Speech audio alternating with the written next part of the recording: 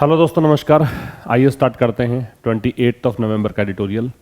Title दे रखा है not a Panacea. देखिए, पैनेशिया जो शब्द है आप समझ चुके होंगे कि इसकी वर्ड कैटेगरी नाउन है। क्यों है? क्योंकि डिटर्मिनर के बाद है। ठीक है, ये सब तमाम चर्चाएं हम लोग हर दिन करते हैं एडिटोरियल जो हम पढ़ते हैं उसमें। तो ये बातें आपको ध्यान रखनी है, और नहीं ध्यान रहे तो नोट डाउन कर लिया करो ताकि रिवीजन में आपको समझ में आ जाए। तो पैनेशिया जो है वो नाउन है। क्यों है? डिटर्मिनर के बाद है। पैनेशिया का एक सिनोनिम हो सकता है क्योर ऑल। ठीक है, ये क्योर और ऑल में स्पेस है, क्योर ऑल। या फिर आप इसे कह सकते हैं यूनिवर्सल क्योर। क्या कह सकते हो? Universal cure.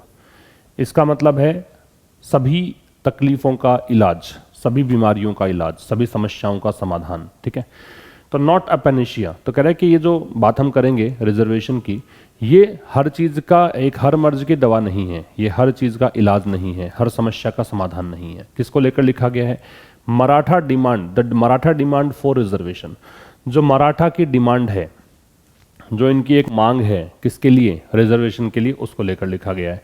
ये डिमांड नाउन है इसलिए यहाँ पे फोर लग रहा है। अगर ये डिमांड वर्ब होती तो यहाँ फोर नहीं आता। ठीक है, अगर यहाँ डिमांड वर्ब होती तो आगे हम प्रेपोजिशन नहीं लगाते, लेकिन ये नाउन है इसलिए फोर का प्रयोग है। आगे देखिए, इंट्रा कम्युनिटी डिस्पैरिटीज।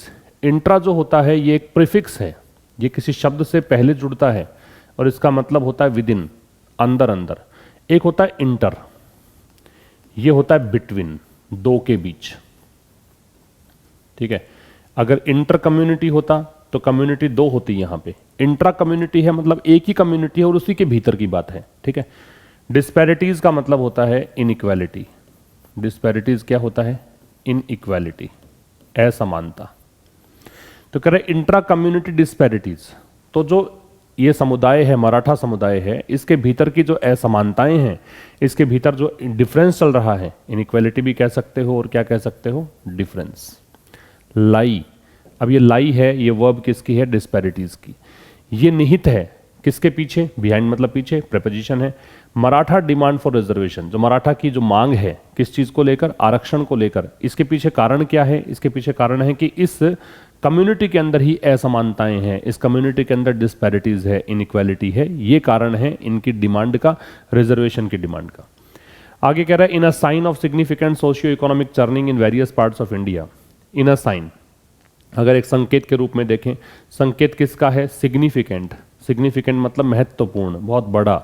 सिग्निफिकेंट को कंसिडरेबल कह सकते हो। सिग्निफिकेंट को क्या कह सकते हैं? कंसिडरेबल, काफी बड़ा। सोशियो इकोनॉमिक का मतलब सामाजिक आर्थिक। चर्निंग का मतलब उथल पुथल है, इसका मतलब होता है स्टर अप करना, एजिटेट करना, है ना, उथल पुथल। तो जो कह रहा है कि बहुत बड़े स्तर पर जो सामाजिक आर्थिक उथल पुथल मची हुई है various parts of India, Bharat के विभिन्न हिस्सों में। वेरियस यहाँ पे क्या काम करेगा? डिटर्मिनर का। विभिन्न हिस्सों में। There have been demands for reservation by communities. तो फिर जो रिजर्वेशन की डिमांड उठती है किसके द्वारा? समुदायों के द्वारा। That are known to be politically dominant. कौन सी कम्युनिटीज? ये वो कम्युनिटीज हैं जिनको जाना जाता है, ये पैसिव हो गया, किस रूप में? कि राजनीतिक रूप से प्रभावी है। डोमिनेंट का मतलब क्या है? इन्फ्लुएंशियल है, प्रभावी है, इन्फ्लुएंशियल है। And are not traditionally classified as backward. और इनको पारंपरिक रूप से क्लासिफाई नहीं किया गया है, वर्गीकृत नहीं किया गया है। किस रूप में? बैकवर्ड के रूप में। इनको पिछड़ा नहीं माना गया है पारंपरिक रूप से।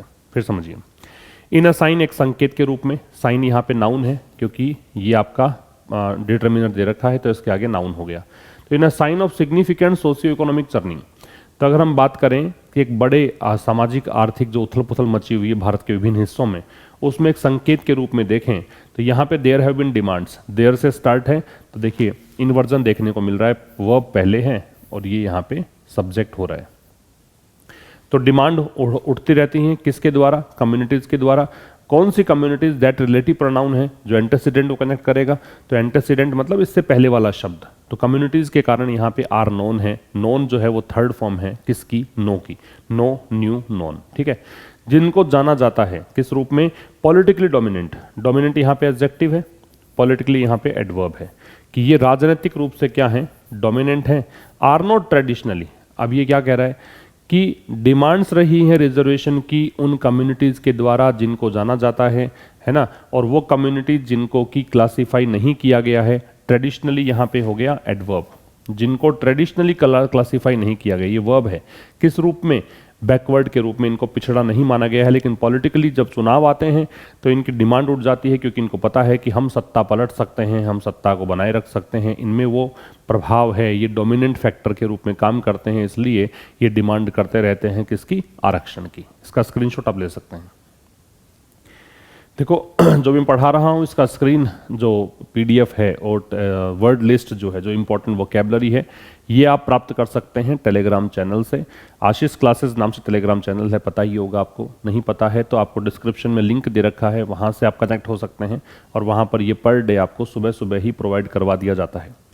इससे क्या होगा कि आप पहले से एडिटोरियल पढ़ सकते हैं, पहले से वोकैब पढ़ सकते हैं, और शाम को जब 5 बजे ये प्रीमियर लगता है, जब आप देखते हो ये वीडियो, उस समय आप इन सब चीज़ों को रिकॉल कर सकते हैं, रिवाइज कर सकते हैं। ठीक है। एक आशीष क्लासेस एंड्रॉयड एप्लीकेशन भी है, और जो iOS यूज़र्स हैं उनके लिए भी वो एप्लीकेशन है।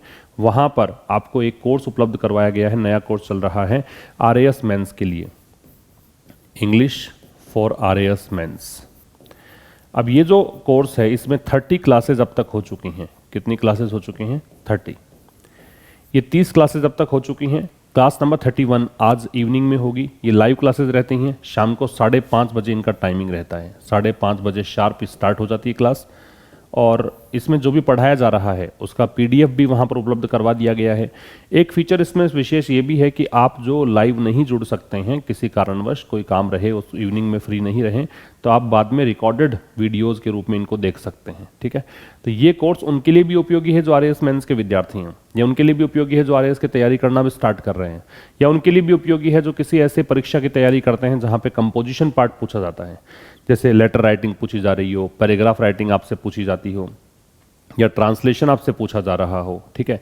ग्रामर पूछी जा रही हो, तो ये सब चीज़ें वहाँ पर आपको उपलब्ध करवाई गई हैं। कुछ डेमो वीडियोस भी हैं, वो भी आप वहाँ पे देख सकते हैं। अब देखिए क्या कहना चाह रहा है आगे। आगे कह रहा है एजिटेशन। एजिटेशन का मतलब होता है विद्रोह। इसे आप रिवोल्ट कह सकते हैं। ठीक है। इसे आप रिबिलियन कह सकते हैं, प्रोटेस्ट कह सकते हैं, विद्रोह। और ये नाउन है क्योंकि डिटरमिनर के बाद दे रखा है। तो ये जो एजिटेशन है किसके लिए? आरक्षण के लिए। By members of the Maratha community. किसके द्वारा? मराठा समुदाय के सदस्यों के द्वारा। तो मराठा समुदाय के जो सदस्य हैं उनके द्वारा रिजर्वेशन के लिए जो आंदोलन है इन महाराष्ट्र में, वो ऐसा ही कुछ है। कैसा कुछ है कि ये प्रभावी एक कम्युनिटी है, ये पॉलिटिकल तरीके से प्रभावी कम्युनिटी है, और ये डिमांड उठाते हैं। हालांकि ये बैकवर्ड के रूप में नहीं जानी जाती है। तो इसे उदाहरण दिया था, पहले एक पूरा बैकड्रॉप सेट किया था, पूरा प्रेफिस बताया है, प्रस्तावना बताई है, उसके बाद भी बताया कि ये जो एजिटेशन हो रहा है ये ऐसा ही एक एजिटेशन है। The community has had significant representation in positions of political power। अभी जो समुदाय है, अभी कम्युनिटी पर दे लग गया, क्योंकि हम किसकी बात कर रहे हैं? मराठा कम्युनिटी की बात कर रहे हैं, तो इसलिए यहाँ पे दैट का प्रयोग है। तो ये जो कम्युनिटी है इसकी वर्ब है हेल्पिंग वर्ब ये है, और ये इसकी मैन वर्ब है। ठीक है। ये उल्टा नहीं हो सकता, हैड हैज़ कभी आएगा नहीं, क्योंकि आगे थर्ड फॉर्म जरूरी हो जाती है। तो ये हैज़ तो हेल्पिंग वर्ब है और हैड यहाँ पे थर्ड फॉर्म है। तो कह रहा है कि कम्युनिटी जो है इसका रहा है सिग्निफिकेंट रिप्रेजेंटेशन, मतलब बहुत बड़ा, कंसिडरेबल बताया था मैंने। सिग्निफिकेंट एडजेक्टिव होता है, रिप्रेजेंटेशन का मतलब प्रतिनिधित्व होता है। तो इस समुदाय का बड़ा प्रतिनिधित्व रहा है किसमें? पॉलिटिकल पावर में, पोजीशंस में। ठीक है। मतलब यहाँ जो ये रिप्रेजेंटेशन जो होता है विधानसभा के अंदर, इनका बहुत बड़ा बोलबाला रहा है, बहुत प्रभावी ये कम्युनिटी रही है। कैसे? कह रहा है कि ओवर 35% ऑफ MLAs सिंस 1967, 1967 से अब तक जितने भी MLAs बने हैं उनमें से 35% से अधिक किसी कम्युनिटी से बने हैं। ओवर का मतलब है से अधिक, प्रेपोजिशन है। And 12 of 18 chief ministers in the state, और इस राज्य में मतलब महाराष्ट्र में 18 CM जो बने हैं उनमें से 12 CM इसी कम्युनिटी से बने हैं। तो ये इसका प्रभाव है इस कम्युनिटी का। इसका स्क्रीनशॉट आप ले सकते हैं। फिर कह रहा है it has also traditionally been economically influential rural areas, और कह रहा है कि ये जो कम्युनिटी है ये has also traditionally been economically influential, ये आर्थिक रूप से भी क्या रही है? प्रभावी रही है। कहाँ पर? रूरल एरियाज में, मतलब ग्रामीण क्षेत्रों में। Due to land owning. कारण क्या है? क्योंकि इनके पास जमीन बहुत है, लैंड ओनिंग है, लैंड ओनर्स ये लोग हैं। कैसे? आगे समझाया हाइफन लगा के। और 75% of the cultivable land in the state. Cultivable का मतलब हो गया कृषि करने योग्य। ठीक है, एग्रीकल्चरल लैंड, इसको आप क्या कह सकते हो, एग्रीकल्चर लैंड, ठीक है। तो कह रहा है कि लगभग 75% ज़्यादा इनके पास राज्य में जमीन जो है वो खेती योग्य है। Besides controlling N overwhelming majority of sugar factories, इसके अतिरिक्त यहाँ पे इनके पास क्या है, ओवरवेलमिंग का मतलब होता है वेरी लार्ज, बहुत बड़ा, इसे आप मैसिव भी कह सकते हो, बहुत ज़्यादा, ठीक है। मेजोरिटी है शुगर फैक्ट्रीज की, जो चीनी के कारखाने हैं वो भी इनके पास काफ़ी बड़ी संख्या में हैं, ठीक है। फिर समझिए इनके पास ये ट्रेडिशनली, मतलब देखिए इट की वर्ब हैज है और ऑल्सो का प्रयोग हम हेल्पिंग वर्ब और मैन वर्ब के बीच में करते हैं। जब भी बीन या बीइंग आता है तब उनके बीच में करते हैं, हेल्पिंग वर्ब और बीन बीइंग के बीच में। तो यहाँ पे देखिए इसके बीच में है, ट्रेडिशनली एडवर्ब है, तो ये भी एडवर्ब है। एडवर्ब से पहले क्या आ सकता है, एडवर्ब ही आ सकता है, ये भी एडवर्ब है और ये भी एडवर्ब है। तो ये जो मराठा कम्युनिटी रही है ये आर्थिक रूप से प्रभावी रही है, किसमें, ग्रामीण क्षेत्रों में। किस कारण से रही है, लैंड ओनिंग के कारण इनके पास जमीन बहुत है। जमीन कितनी, तो कह रहा है कि स्टेट में 75% ज़्यादा इनके पास कल्टिवेबल लैंड है। एबल जहां लगता है वो एडजेक्टिव होते हैं, तो ये एडजेक्टिव है। इसके अतिरिक्त, बिसाइड्स जो है वो प्रेपोजिशन है, इसका मतलब होता है के अतिरिक्त। एक होता है बिसाइड, इसका मतलब होता है के नज़दीक, ये नियर का मीनिंग देता है, ठीक है। तो प्रेपोजिशन के बाद जब क्रिया लगती है तो आईएनजी फॉर्म में लगती है। तो किसके अतिरिक्त, एक बहुत बड़े मात्रा में जो मेजोरिटी है इनकी शुगर फैक्ट्रीज की, ये भी इनके पास है, ठीक है। तो इसके अलावा इनके पास लैंड काफ़ी ज़्यादा है, ये कहना चाह रहा है। इसका स्क्रीनशॉट ले सकते हैं आप। फिर कह रहा data from the Indian Human Development Survey in 2011 to 2012। तो कह रहा डेटा जो मिले हैं IHDS से 2011-12 के इन द स्टेट, इस राज्य में मतलब महाराष्ट्र में, हैव शोन, ये डेटा की वर्ब आ गई, शो की थर्ड फॉर्म शोन है। इस आंकड़े ने दिखाया है, इन आंकड़ों ने दिखाया है कि Marathas had a per capita consumption, per capita मतलब प्रति व्यक्ति, कंजम्पशन मतलब उपभोग, एक्सपेंडिचर मतलब खर्चा। ये दिखाया है आंकड़ों ने, जो भी IHDS से आंकड़े मिले थे 2011-12 में, उन आंकड़ों ने ये दिखाया है कि इस स्टेट में मराठा जो हैं उनकी प्रति व्यक्ति अगर उपभोग का खर्चा देखोगे कितना ये खर्चा कर देते हैं, तो ये केवल और केवल ब्राह्मण से कम है। ब्राह्मण थोड़ा सा इनसे ज़्यादा करते हैं वहाँ पे, इससे थोड़ा सा कम यहाँ पे ये करते हैं प्रति व्यक्ति खर्चा। ये लोअर देन डिग्री कंपेरेटिव है, लो की डिग्री कंपेरेटिव, तो देन का प्रयोग है। दैट यहाँ पे किसके लिए आ रहा है, इस एक्सपेंडिचर के लिए। इसने रिपीट नहीं किया, दैट का प्रयोग किया। ये जो है डेमोन्स्ट्रेटिव प्रोनाउन कहलाता है, ठीक है। ये दैट जो रिपीट हुआ है ये एक्सपेंडिचर के लिए आया है, ये यहाँ पे डेमोन्स्ट्रेटिव प्रोनाउन है, ठीक है। पॉवर्टी इंसिडेंस, पॉवर्टी इंसिडेंस एक पूरा ये एक कह दीजिए कि नाउन है, कंपाउंड नाउन है। इसका मतलब होता है जो बिलो पॉवर्टी लाइन है उसके नीचे कितने लोग हैं, मतलब पॉवर्टी लाइन, गरीबी रेखा से नीचे कितने लोग हैं, उस प्रपोर्शन को बोलते हैं पॉवर्टी इंसिडेंस, ठीक है। तो गरीबी रेखा से नीचे के जो लोग अगर देखें मराठाओं के बीच में, तो वो किसके बराबर, किससे तुलना हो सकती है, that of other forward communities. तो ये जो इनसे आगे जो कम्युनिटीज हैं, फॉरवर्ड जो कम्युनिटीज हैं, उनसे इनकी तुलना हो सकती है। And significantly lower than that of scheduled caste and scheduled tribes. और ये प्रपोर्शन जो है ये SC ST से तुलना करोगे तो उससे बहुत कम है। मतलब इनके SC ST के लोगों में अगर गरीबी रेखा से नीचे की संख्या देखोगे तो बहुत ज़्यादा है, मराठा के अंदर ये संख्या बहुत कम है ऐसी। तो इसका मतलब ये इकोनॉमिक तरीके से भी ठीक ही है, ठीक है। लोअर देन डिग्री कंपैरेटिव है, दैट यहाँ पे आ रहा है, तो ये वही, मतलब ये पॉवर्टी इंसिडेंस की बात कर रहा है। एंड मार्जिनली मतलब पार्शियली, मार्जिनली मतलब नैरोली कह सकते हो, बहुत ही कम, आंशिक रूप से ये कम है किससे, अदर बैकवर्ड क्लासेस से, OBC से, ठीक है। फिर देखिए जो IHDS से आंकड़े मिले 2011-12 में, स्टेट में उन्होंने दिखाया है कि मराठा के जो पर कैपिटा कंजम्पशन एक्सपेंडिचर है वो ब्राह्मण से कम है, केवल ब्राह्मणों से कम है, ठीक है। इसका मतलब इनका ज़्यादा ही खर्चा ये लोग करते हैं, पैसा ठीक है इनके पास। पॉवर्टी इंसिडेंस अगर देखें तो वो किसके कंपैरिजन में है, बाकी जो फॉरवर्ड कम्युनिटीज़ है, अदर के बाद जो नाउन है वो प्लूरल आता है, ठीक है। अब बाकी जो फॉरवर्ड कम्युनिटीज़ हैं उनकी तुलना में ये करेंगे बात, ठीक है। तो वैसा ही इनका भी मतलब कहें कि जो जैसे बाकी आगे इनसे थोड़ा सा फॉरवर्ड जो कम्युनिटीज़ हैं उनमें जो अनुपात रहता है कि इस अनुपात में लोग गरीबी रेखा से नीचे हैं, उतना ही अनुपात इनका भी है। कंपेरेबल में टू का प्रयोग है, ठीक है। फिर आगे कह रहा है कि बहुत ज़्यादा कम हैं वो इनका अनुपात किससे तुलना में, अगर SC ST से तुलना करें, और बहुत आंशिक रूप से ये कम है किससे, ओबीसी से। ठीक है, इसका स्क्रीनशॉट ले सकते हैं। फिर कह रहा है it is evident, evident adjective है और एविडेंट का मतलब होता है ऑब्वियस। क्या कहोगे, ऑब्वियस, या और क्या कहोगे, एपरेंट। एपरेंट कह सकते हैं, ऑब्वियस कह सकते हैं, क्लियर कह सकते हैं, यह स्पष्ट है।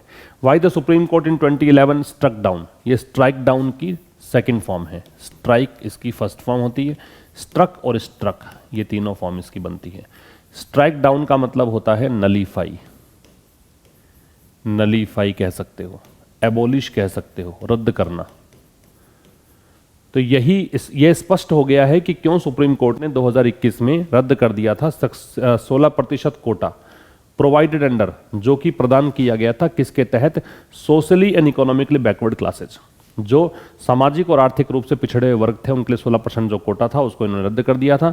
मराठास के लिए जॉब्स और एजुकेशन में 2018 में, यही कारण था कि ये काफ़ी मतलब इनको ज़रूरत नहीं आरक्षण की, इसलिए इन्होंने रद्द कर दिया था।